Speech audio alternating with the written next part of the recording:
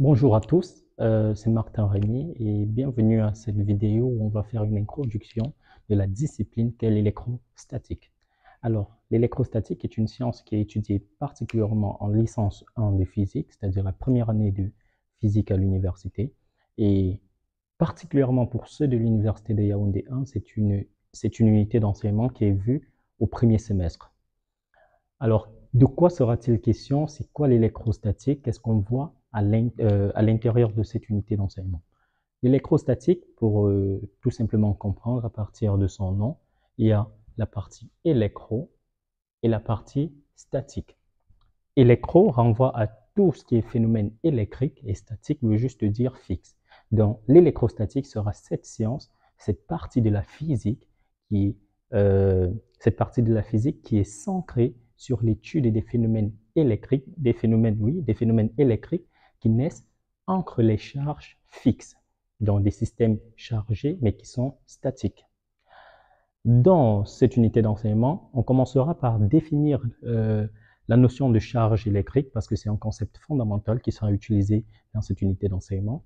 On verra les différentes distributions parce qu'on verra en fait que la charge électrique peut être une propriété que peut posséder un système surfacique, un système volumique ou un système filiforme ou encore un système discret. C'est pour ça qu'on parle de distribution maintenant parce qu'on aura une distribution qui peut être discontinue, discrète, c'est-à-dire un ensemble de charges. Si on représente les charges par des points matériels, bon, par des points tout simplement, je ne dis pas points matériels parce que, bon, ici on étudie l'interaction électrique.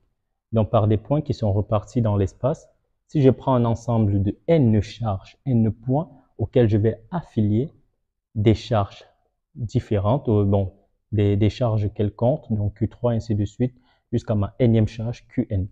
Donc là, par exemple, ce système de charge sera une distribution discontinue. Et comme je l'ai dit tout à l'heure, la charge électrique peut également s'appliquer à des systèmes surfaciques, à des systèmes filiformes ou à des systèmes volumiques. Et là, on parlera d'une distribution continue de charge parce que la charge sera connue dans ces domaines par la donnée d'une densité de charge. On verra ensuite l'interaction colombienne qui est quelque chose de déjà vu dans le secondaire, lorsqu'on parlait des les lois de Coulomb, l'attraction, l'interaction qui est entre les différentes charges électriques.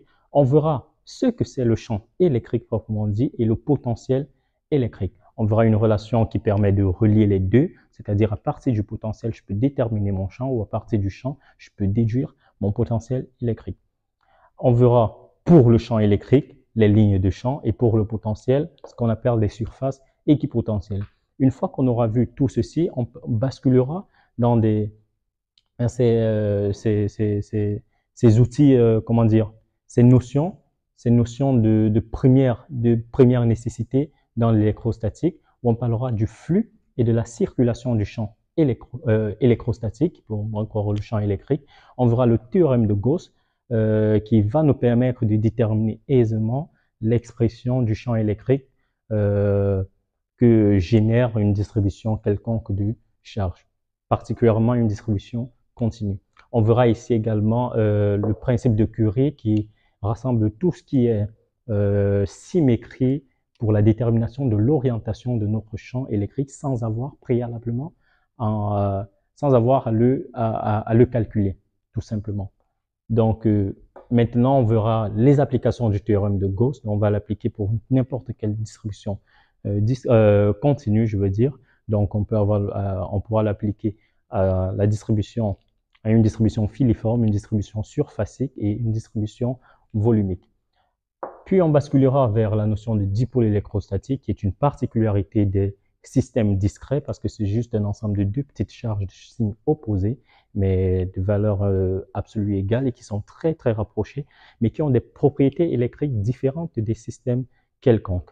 On verra ensuite, pour la partie énergétique, ce que c'est l'énergie potentielle électrostatique, l'énergie propre d'une distribution quelconque de charge. On verra, pour terminer, les notions de conducteur en présence et de condensateur, où on déterminera les capacités à affecter à n'importe quel type de condensateur, On verra des condensateurs plans, des condensateurs cylindriques, des condensateurs sphériques. On verra également les notions de densité de courant, les propriétés propres des conducteurs. Et cette unité d'enseignement va vraiment s'accompagner de beaucoup d'exercices. Donc, ce sera en fait ce qu'on aura à voir dans l'ensemble en ce qui concerne le champ, l'électrostatique.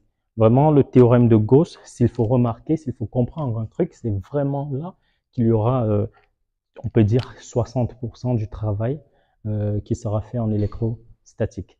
Donc, je pense que ce sera tout pour la présentation de ce qui sera fait. On va se revoir à la prochaine vidéo où on va attaquer les charges électriques et les différentes distributions. Je vous remercie pour votre aimable attention et je vous donne rendez-vous à la prochaine vidéo. Au revoir.